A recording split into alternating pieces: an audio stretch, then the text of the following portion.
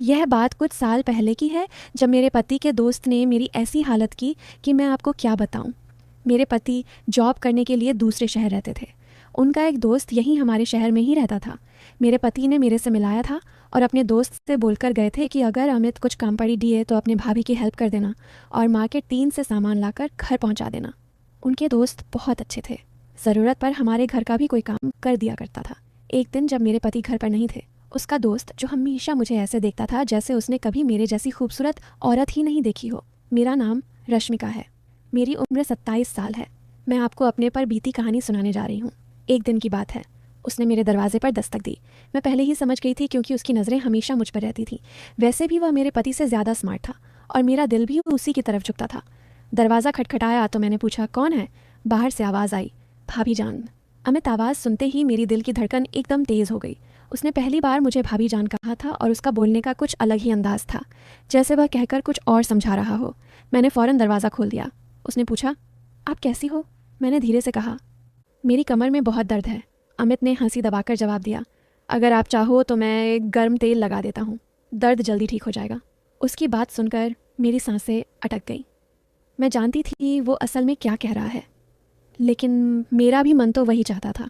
मैंने बस सर हिला दिया और वह अंदर आ गया। मैं बेड पर लेट गई। उसने तेल गर्म की और कुछ उंगली पर लगाई और मेरे पास बैठ गया। उसका शरीर मेरे बिल्कुल करीब था। उसकी एक हाथ मेरी गर्दन को छू रही थी।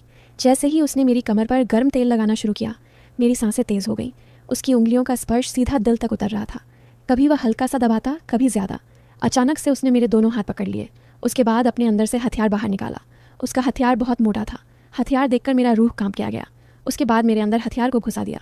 बाप रे दोस्तों, मैं क्या क्या बताऊं। अगर आपको पूरी स्टोरी सुनी है तो, लेकिन उससे पहले वीडियो को अभी लाइक कर दो और नीचे लाल सब्सक्राइब बटन दबाकर चैनल को सब्सक्राइब कर दो। जो लोग अभी सब्सक्राइब करेंगे उन्हें मैं रात में कॉल करूंगी, इसलिए जल्दी से सब्सक्राइब कर लो। तो देर मत करो, जल्दी से सब्सक्राइब कर लो। चलो अब कहानी आगे बढ़ाते हैं। मैंने पलकें बंद कर ली और अपने होंठ काटने लगी। अमित धीरे से बोला, भाभी जान, लगता है गर्म तेल अपना काम कर रहा है। उसकी मुस्कान, उसकी नज़रें सब मेरे काबू से बाहर हो रही थी। मैं चुप थी, लेकिन अंदर से पूरा जिस्म हिल रहा था। उसकी उंगली कभी कुछ नीचे चली जाती, कभी कुछ ऊपर। मैंने उसके हाथ को रोकना चाहा पर रोक नहीं पाई। कमरे में सिर्फ मेरी धड़कन की आवाज़ सुनाई दे रही थी। अमित और करीब आया और धीरे से बोला, मैं जानता हूँ आप ही यही चाहती हो, बस एक ही बार कह दीजिए। मैंने उसकी तरफ देखा। उसकी आंखों में वही भूख थी जो मैं पहले भी महसूस कर चुकी थी। मैं कुछ नहीं बोली, सिर्फ आंखें झुका ली। उसने गर्म तेल साइड के टेबल पर रखा और पास आ गया। अब हम दोनों के बीच सिर्फ एक कदम की दूरी थी। मेरी उंगली उसके हाथ से जा लगी और मुझे लगा जैसे करंट लग गया हो। मैंने धीरे से कहा, अमित। उसने मुस्कुराते हुए जवाब दिया, बस भाभी जान, अब मैं समझ गया। कमरे की हवा गर्म हो गई। दरवाज़ा बंद था। पति घर पर नहीं था। मैं और अमित एक ऐसे मोड़ पर थे जहाँ से लौटना मुश्किल था। अमित सीधा मेरी आंखों में देखने लगा। उसकी नज़रें ऐसी थी जैसे पूरा जिस्म देख रही हो। मैं चुप थी, बस हंट काटती रही। उसने धीरे से कहा, भाभी जान, आप बोलती क्यों नहीं? आपके चेहरे पर सब लिखा है। मेरे लिए संभलना मुश्किल हो रहा था। मेरा दिल तेज़ धड़क रहा था। मैंने बस अपने आप को संभाला और पलट कर उसे देखने लगी। वह धीरे से करीब आया। उसके हाथ मेरी कमर पर रुक गए। मैं एक पल को सख्त हो गई, पर डाले ही पल मैंने अपनी आंखें बंद कर लीं, जैसे मैं भी तैयार हो चुकी थी। अमित धीमी आवाज़ के साथ कहा, अभी दर्द कम करना है या और ज़्यादा करना है? मेरे होठों पर हल्की सी मुस्कुराहट आई, लेकिन मैंने कुछ नहीं बोला। उसकी आवाज़, उसकी सांसें, सब कुछ मेरे अंदर घूम रही थी। कमरे में सिर्फ लाइट की हल्की रोशनी थी। उस रोशनी में उसका चेहरा और ज़्यादा साफ लग रहा था। मैं उसकी एक हरकत को महसूस कर रही थी। जब उसने अपने दोनों हाथ मेरी कमर पर रखे तो मैंने अपनी सांस अंदर खींच ली। मैंने धीरे से कहा, अमित, और उसने बिना देर किए जवाब दिया, बस भाभी जान, मैं यहीं था आपके लिए। मुझे लगा जैसे सब कुछ वहीं रुक गया हो। उसका हाथ धीरे धीरे नीचे की तरफ जा रहा था और मेरा जिस्म अपने आप नरम होता जा रहा था। मैंने उसका हाथ थाम कर रोकना चाहा पर अंदर से रोक ही नहीं पाई। उसने अपना चेहरा इतना पास कर लिया कि मैं उसकी सांसें महसूस कर रही थी। मेरी आंखों के सामने सिर्फ उसका चेहरा था। उसकी मुस्कान जैसे मुझे कह रही हो, अब तो तुम मेरी हो। मैंने अपना सर हल्का सा झुकाया और उस लम्हे में मैं खुद को रोक नहीं पाई। अमित ने धीरे से कहा, भाभी जान, आपके पति को कुछ पता नहीं चलेगा। आप बस आज की रात यादगार बना दो।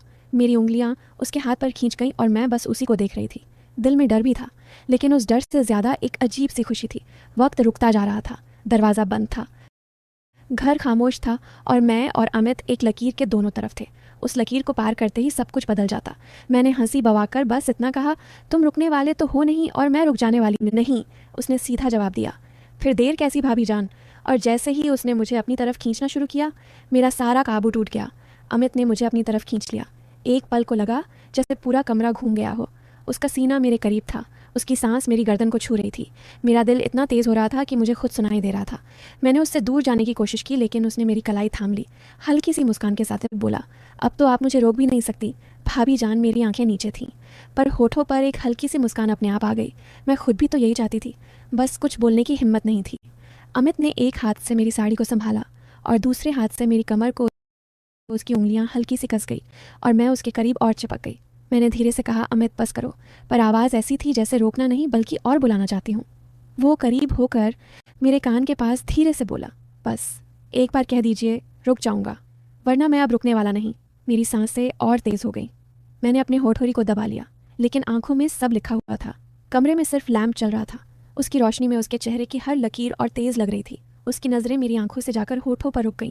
मैंने पलटकर उसकी तरफ देखा और बस इतना कहा, तुम्हें समझने के लिए मुझे कहना नहीं पड़ता। यह सुनकर अमित ने एक गहरी सांस ली और मुझे और पास खींच लिया। अब हमारे बीच कुछ इंच का भी फासला नहीं था। उसके हाथ मेरी कमर से कुछ ऊपर आ गए और मैंने पलकें बंद कर ली। उस पल मुझे लगा जैसे सब कुछ रुक गया है। दरवाज़ा बंद, घर खामोश, और हम दोनों अकेले। पति घर पर नहीं था और मैं अपने पति के दोस्त की बाहों में थी। अमित ने बोला, भाभी जान, आज के बाद सब कुछ बदल जाएगा। मैंने आंखें बंद रखकर सिर्फ एक हल्की सी आवाज़ निकाली, जो होना है सब हो जाने दो। और अगले ही पल अमित ने एक कदम आगे लिया, जहाँ से लौटना मुश्किल था। अमित का चेहरा मेरे बिल्कुल पास था। उसकी नज़रें मेरी आंखों से होठों तक बार बार जा रही थीं। मैंने अपने होंठ दबा लिए और उसकी भूख मुझे साफ नज़र आ रही थी।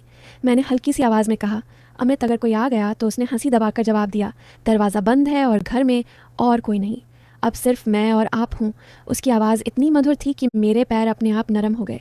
मेरा दिल कह रहा था रुक जाओ, पर जिस्म कह रहा था रुकना मत। अमित ने एक हाथ से मेरी कमर को और कस लिया और दूसरे हाथ से मेरी साड़ी को साइड कर दिया। उसकी उंगलियां मेरी गर्दन के पास से फिसलती हुई नीचे आईं। मेरी सांसें फिर से तेज़ हो गईं। मैं उसकी तरफ पलट कर बोली, तुम्हें समझ नहीं आ रहा, मैं रोक नहीं पाऊंगी अपने आप को।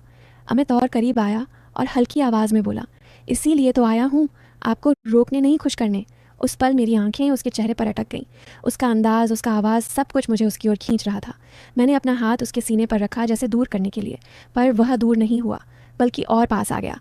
उसने मेरी कलाई पकड़ ली और अपनी तरफ खींच लिया। अब हमारे बीच बिल्कुल भी फासला नहीं था। उसकी सांसें मेरी गर्दन को जला रही थी। मैंने आंखें बंद करके अपना सर उसके कंधे पर रख दिया। उसने धीरे से कहा, भाभी अब बस आप मेरी हो। मेरी उंगली उसके हाथ के ऊपर जा रही थी। मैं कुछ नहीं कह पाई, सिर्फ उसके करीब होती चली गई। कमरे में सिर्फ एक छोटी सी रोशनी थी और उसमें हम दोनों की सांसें तेज़ हो रही थी। मैंने उसके कान के पास धीरे से कहा, जो करना है जल्दी करो। अमित ने बस इतना कहा, फिर अब कोई रुकावट नहीं, और उस लम्हे से सब कुछ काबू से बाहर हो गया। उस रात के उस पल में लग रहा था जैसे वक्त रुक सा गया हो। अमित का हाथ मेरी कमर से फिसल कर मेरी पीठ तक आ गया। उसकी उंगलियों का वो हल्का सा स्पर्श भी मेरी सांसों को हिला रहा था। मैंने उसकी तरफ देखते हुए धीरे से कहा, अमित तुम्हें अंदाज़ा है ना, अगर किसी ने देख लिया तो उसने सीधे मेरी आंखों में देखकर जवाब दिया, भाभी जिसकी नज़र आपकी तरफ उठेगी उससे पहले मैं उसकी आंख को निकाल दूंगा। अभी सिर्फ आप और मैं, बाकी दुनिया भाड़ा में। मेरी हालत ऐसी थी कि मैं ना रोक पा रही थी और ना ही हाँ कह पा रही थी। उसकी नज़रें मेरी आंखों में थीं। अमित ने अपनी उंगली मेरे होठों पर रखी और बोला, अब कुछ मत बोलो, बस महसूस करो। मेरे दिल की धड़कन इतनी तेज़ थी जैसे दिल कभी भी फट जाएगा। मैं उसके इतने करीब थी कि उसकी सांसें मेरी सांसों सौर को छू रही थी। मैंने अपने होंठ धीरे से काटे और उस लम्हे ने उसकी भूख और तेज़ कर दी। उसने अपना चेहरा मेरी गर्दन के पास ले जाकर धीरे से कहा, अब आप मेरी हो चुकी हो। मैं अपनी जगह बिल्कुल थम गई थी। उसकी बातें, उसका सब मुझे अपने होश खो देने पर मजबूर कर रहा था। मैंने आंखें बंद करके बस ये कहा, जो शुरू किया है अब पूरा कर दो। अमित की मुस्कान और तेज़ हो गई। उसने मुझे अपनी तरफ और कस लिया और उस रात कमरे की वह खामोशी सिर्फ हमारी सांसों की गर्मी से टूट रही थी। अमित ने मुझे अपनी बाहों में इस तरह कस लिया जैसे मैं उसकी सांसों का हिस्सा बन गई हो। उसकी उंगलियां अब धीरे धीरे मेरी कमर से नीचे सरक रही थीं और मैं बस अपनी सांस रोककर महसूस करती जा रही थी। मेरी हालत ऐसी थी कि मैं बेकाबू हो चुकी थी। मैंने धीरे से उसके कान के पास जाकर कहा, बस अब और इंतज़ार मत कराओ अमित।